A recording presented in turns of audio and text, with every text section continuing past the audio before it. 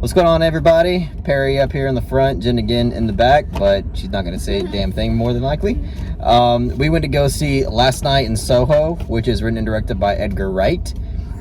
This wasn't my most anticipated film of the year, but I would say it was like in my top 5 maybe. Just right out of the gate with my thoughts.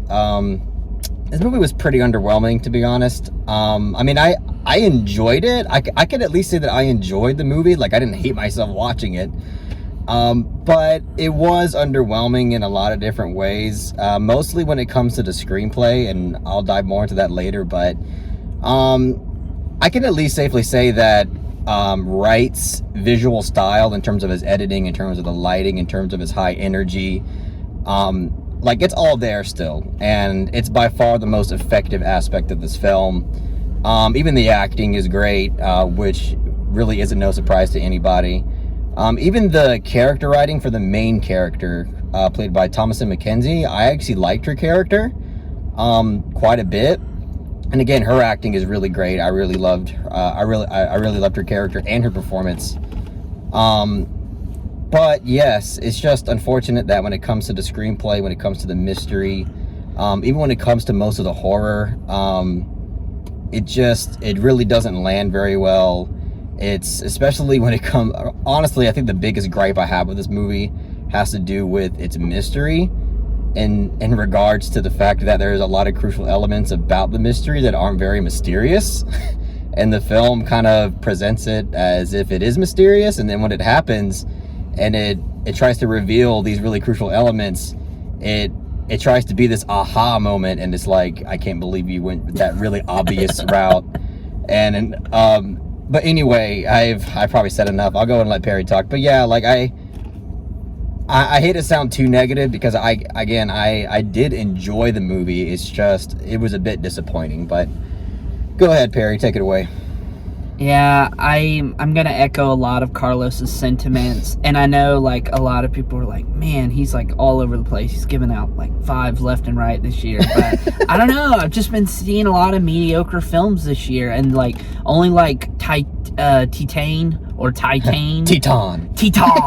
me. You said Titan, I got shit for it. And it's like only Titan and Dune have like really wowed me this year. Pig for me. Oh, Pig as well. There's only been like a handful of films that have really wowed me this year. And I feel like Edgar Wright, I was really excited for this film, but as it got closer, I was more apprehensive about it. Yeah, same here. And I can definitely say, like, this hurts me to say. This is gonna hurt me more than it hurts you to hear, trust me. This is the weakest film in Edgar Wright's oeuvre. I mean, I was just really disappointed with the film, and it really hurts me to say, because I have a lot of respect for Edgar Wright. I love the Cornella trilogy. I pretty much loved everything he's done up to this point. Bless you, Jen. I pretty much loved everything he's done up to this point. But I think for what really kills this film for me is the writing, particularly the character writing. Not just the character writing, but like Carlos said, the mystery. Like, there were certain points in the film where I was like, oh, they wouldn't do that. That's too obvious. They wouldn't go that direction. And then they fucking do it. And I'm like, oh, you gotta be shitting me.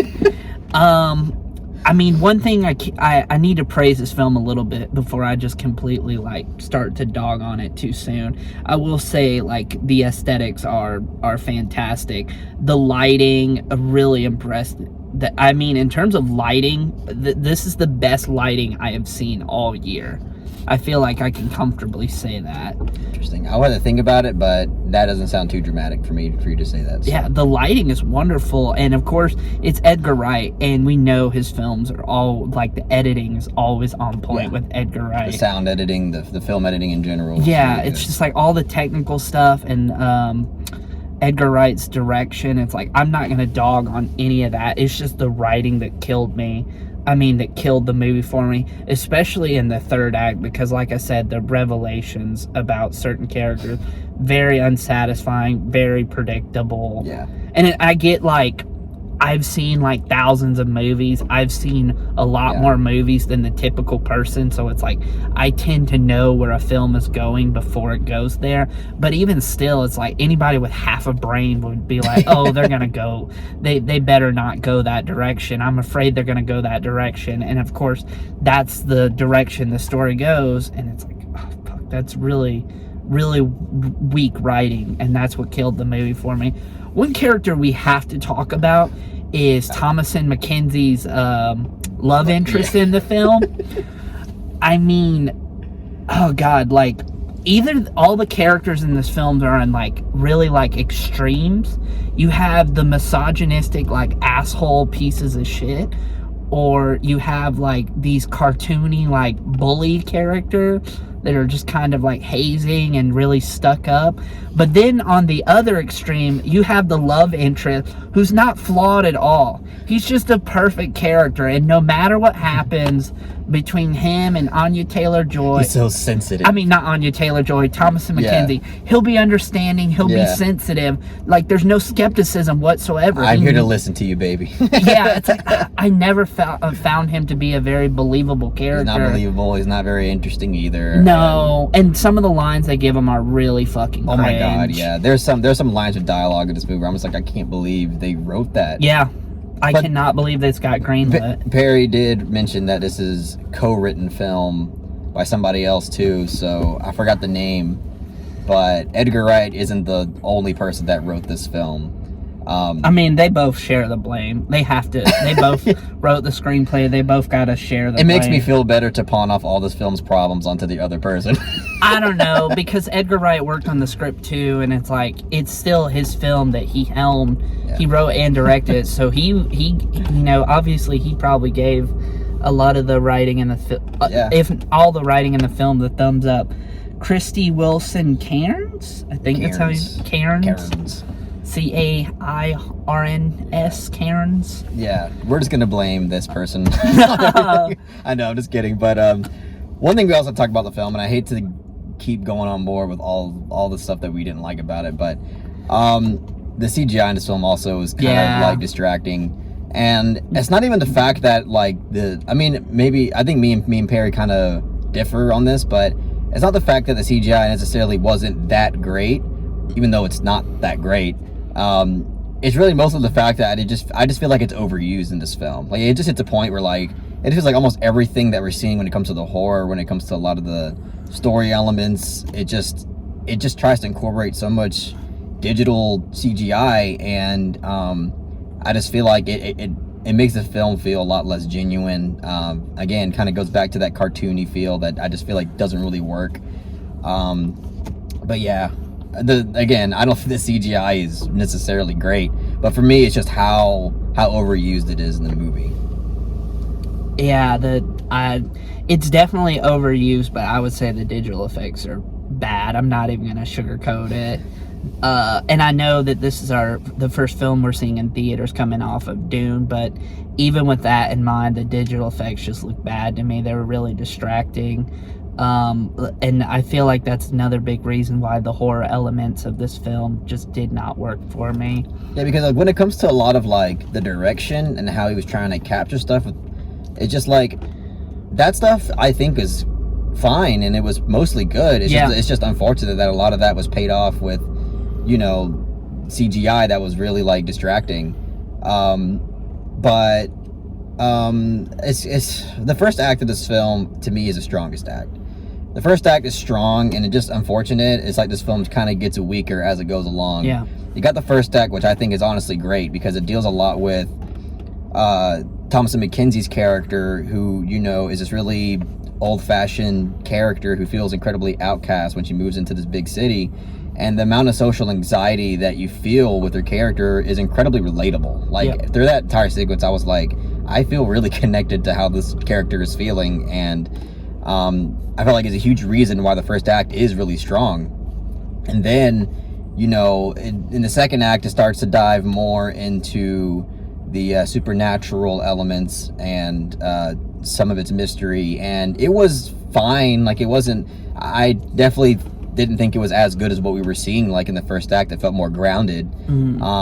But then again, like as the film goes along into the third act, it just kind of gets worse and worse. It goes from being a great movie to a good movie to a movie that is just leaves a sour taste in your mouth. Like it's I don't want to go as far to call this film average, but in a way it does feel a little bit average, and that's painful for me to say. Because there are elements of this film that I think are captured well. There's actually a lot of scenes in this movie that I'm like, okay, that was done very well. It's just unfortunate that there's also a lot of other scenes in this movie and a lot of other things that are written in it that just fall flat, and you honestly can't believe was greenlit. But yeah, are you gonna say anything, Perry? I was gonna say, it's like, I love how this film tries to tackle like our culture's like current obsession with nostalgia. Yeah. Like for me, that's what a lot of like what the film was trying to explore. Yeah. And how unhealthy like that obsession with nostalgia, because Thomasin McKenzie's character, obviously she's an outcast, and she just wishes like she feels like she would fit in much better in another time and place, you know? Yeah. And it's like, I think a lot of people can relate to that, especially with like how we romanticize nostalgia in this culture. It's just completely unhealthy. But one thing this film tries to deal with is tries to deal with violence against women and misogyny, and I don't like the way it really tackled those themes. I liked the way that it dived into the dark realities of show business, especially when it comes to women. Yeah. I thought that was good, like the way it was explored, but then it just, again, unfortunately, they hammered it home way too far. Like they took it, like I said, the extremes of this movie. I mean, it becomes like a staple of the film to where it's like crucial, and that's fine, but some of the execution, especially where it goes to the third act, I just feel like could have been better. And it is because of, again, how cliche some of the plot points are and the mystery, and how, again, it relies a lot on CGI to where you just you don't really, it makes it way less impactful. And it sucks because I think the source material and what it could have been a lot better. It's just unfortunate with a combination of things that don't really work, just made it fall flat. Yeah, because it's so weird to like see a film try to take on like misogyny and violence against women, like really serious themes like that. Yeah. But at the same time, it's like you can't help to take those themes seriously when you have like these visual effects that are just being overused and are very distracting. You have like CGI ghost zombie things going on, and it's just like, right. And it's like, what is the film really trying to say at that point? Yeah. You know, and whatever it is trying to say doesn't come across in a way you could take seriously at all.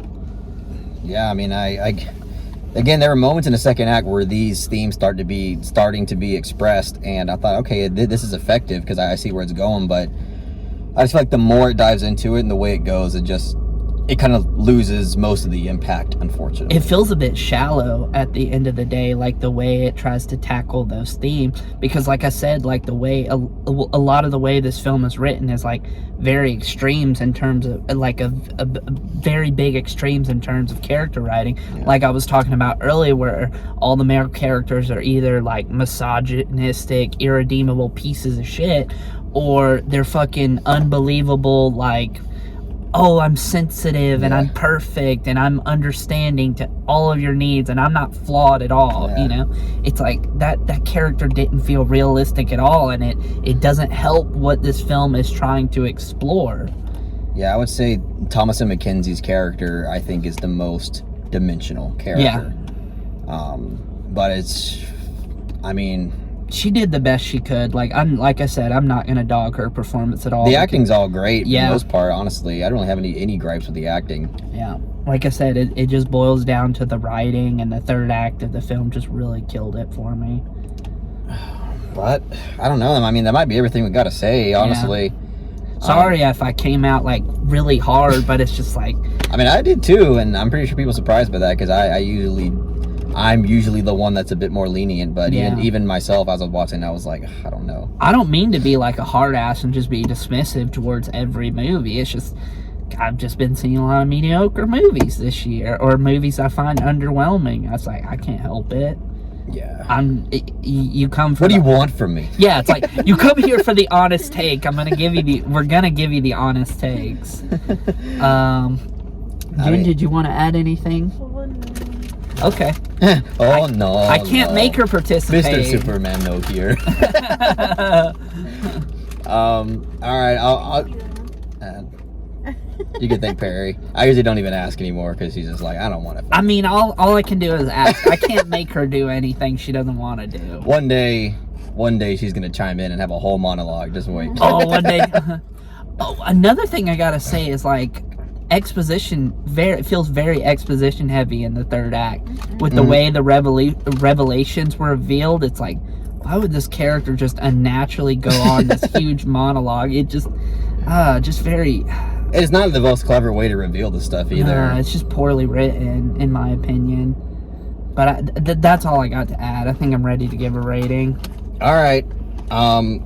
Well, as I said, I did enjoy this movie, but not very much. But I'll be lying if I said like I didn't enjoy my experience. Maybe because we watched it in Dolby, and it just made it like a funner experience, even though I wasn't huge on it.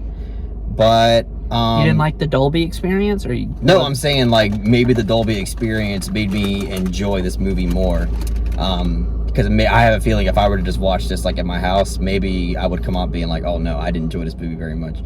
But I did enjoy it, even though it is riddled with a lot of things that I didn't like about it. But again, it does have plenty of other things about it that I thought were captured pretty damn well. But either way, I'm still, especially for me, I'll go pretty kind of low on this one. I'll give Last Night in Soho a soft 6 out of 10.